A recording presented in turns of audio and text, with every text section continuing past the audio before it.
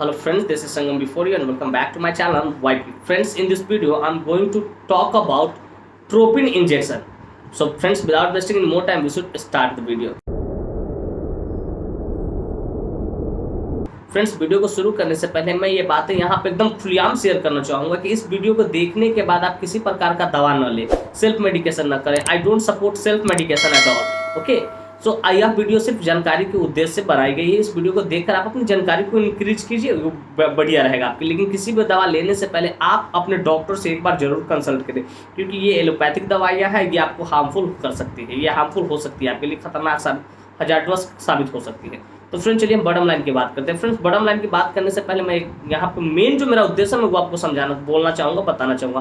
Friends, मेरा जो main जो उद्देश्य है एट्रोपिन सल्फेट को समझाना है, लेकिन उसको समझाने से पहले, डायरेक्ट समझाने से पहले मैं एक ब्रांड को लेकर चलता हूँ ताकि आपको सहजता से समझ में आए कि इसके अंदर क्या क्या होते हैं। इससे रिव्यू करूँगा ब्रांड का तो आपको ईजिली समझ में आए, इसलिए मैं एक ब्रांड को लेता हूँ। ब्रांड है हमारा ट्रोपिन।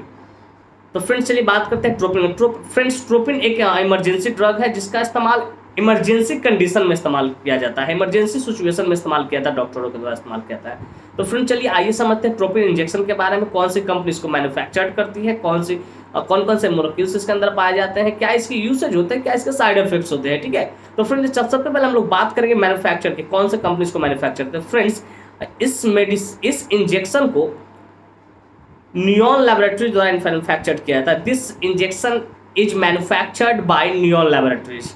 इस इंजेक्शन को किसको द्वारा मैन्युफैक्चर किया था? नियॉन लैबोरेटरी द्वारा मैन्युफैक्चर किया था। फ्रेंड्स, इसकी एक एम्प्यूल की कीमत लगभग 3 से 5 रुपये में आई थी। मैं एग्जैक्ट नहीं पता मुझे, क्योंकि मैंने प्राइस नहीं देखे हैं इसके। ठीक है, 3 से 5 रुपये लगभग आ जाते हैं। फ्रेंड्स चलिए बात करते हैं इसके मॉलिक्यूल्स के बारे में, किसके अंदर कौन सा मॉलिक्यूल्स पाया था। फ्रेंड्स जनरली बेसिकली एक्चुअली ये तीनों वर्ड आप मिला लो, लेकिन इसके अंदर एक ही मॉलिक्यूल पाया जाता है, वो है एट्रोपिन सल्फेट, जो कि एट्रोपा बेलाडोना के पौधे से प्राप्त किया जाता है। एट्रोपा बेलाडोना एक पौधा आता है, जैसे हमारे यहाँ अगर गेंदा का फूल है, ठीक है, तो वो गेंदा के पौधे से, गेंदा के फूल के पौधे से ना आप उसे प्राप्त करोगे।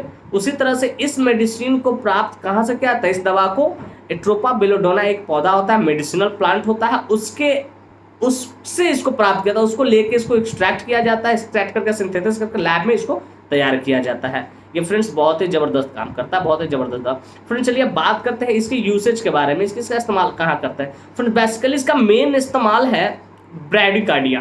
ब्रैडिकार्डिया आप समझते हो?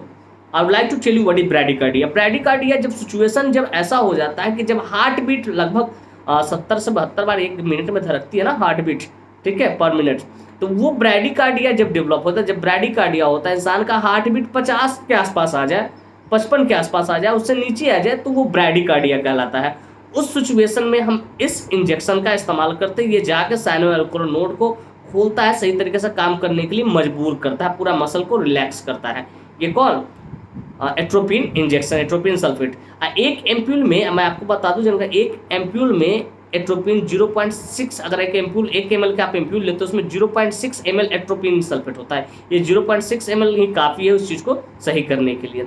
तो मेनली इसका इस्तेमाल होता है ब्रैडिकार्डिया में। ब्रैडिकार्डिया कहने का मतलब जब हार्ट बीट क्या हो जाए, स्लो हो जाए, 50 के आसपास आ जाए, उसको मतलब ब्रैडिकार्डिया कि इंसान की कहीं डेथ ना हो जाए, उस सिचुएशन में करते हैं। फ्रेंड्स एक और होता है पॉइजन।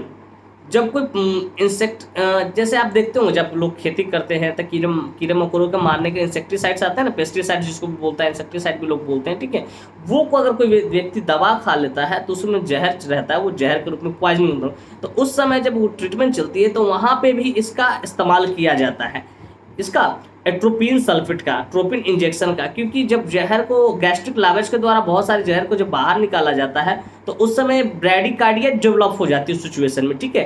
तो उस चीज़ को सही करने के लिए वहाँ पे हम लोग एट्रोपिन इंजेक्शन का इस्तेमाल करते हैं वहाँ पे भी, क्योंकि वो ब्रैडिकार्डिया को डेवलप होने ना दे। तो मेनली इसका एक ही इस्तेमाल है कि ब्रैडिकार्डिया को ठीक करने के लिए।